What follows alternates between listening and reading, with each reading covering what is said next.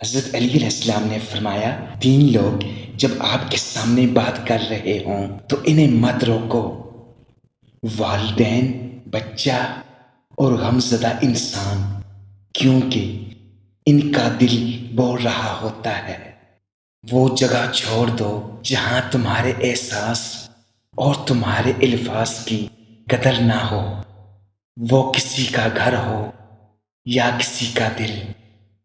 خدا کے نزدیک کسی انسان کی عزت جتنی زیادہ ہوتی ہے، اس کا امتحان بھی اسی قدر سخت ہوتا چلا جاتا ہے۔ اخلاق کا اچھا ہونا خدا سے محبت کی دلیل ہے۔ کمینے انسان کو جب بلند رتبہ مل جاتا ہے تو وہ سرکشی پر چل پڑتا ہے۔ حسد نہ کرنے سے بدن تندرست رہتا ہے۔